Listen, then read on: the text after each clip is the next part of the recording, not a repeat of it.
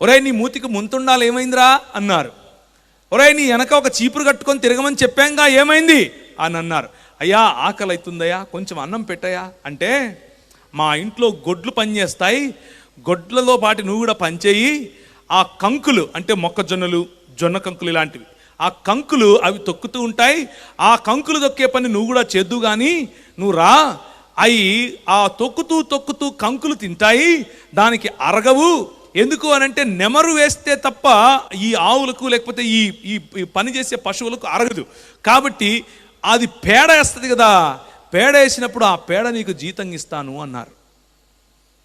ఇది మన పితరులకు ఈ దేశంలో వచ్చినటువంటి జీతం, కష్టానికి వచ్చినటువంటి జీతం. నువ్వు రాకూడదన్నారు, నువ్వు దాసునివన్నారు, నువ్వు దస్యునివన్నారు, నువ్వు మ్లేచ్ఛుడివి అని పిలిచారు, బయటుండ్రా అన్నారు. కానీ ఒకవైపు మిషనరీ తల్లిదండ్రులు పనిచేస్తున్నారు. వారు ఒకవైపు ధవళేశ్వరం బ్యారేజ్ కట్టాలని ఒక ఆయన ప్రయత్నం చేస్తే, అయ్యా థామస్ గారు మీరేదో బ్యారేజ్ కడుతున్నారంట, అక్కడి వరకు నిలవడానికి వీల్లేదు, కెనల్లు తవ్వుదాం, కింది వరకు తీసుకొద్దాం, మచిలీపట్నం వైపుకి తీసుకొద్దాం, దాన్ని ఏమంటారు కృష్ణా డెల్టా కూడా అటువైపు వస్తుంది, దాని గురించి కూడా మనం ఒక డిజైన్ వేద్దాం. ప్రజలు బాగుపడాలి, దేవుని రాజ్యము నిర్మించబడాలి, దేవుని రాజ్యంలో ప్రజలు సుభిక్షంగా ఉండాలి.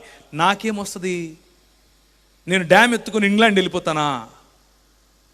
ఏమయ్యా క్లౌ, నువ్వు ఎక్కడో అమెరికా నుంచి వచ్చినావు కదా, నీ భార్య కెనడా నుంచి వచ్చింది కదా, నువ్వు ఈ కెనల్ని ఎత్తుకుని ఇంటికి పోతావా? లేదయ్యా, నా ప్రజలు బాగుపడాలి. నా ప్రజలు, నా ప్రభువు నాకేమి నేర్పించాడంటే, నీ దేవుణ్ణి ప్రేమించు, నీ పొరుగు వాడిని ప్రేమించు.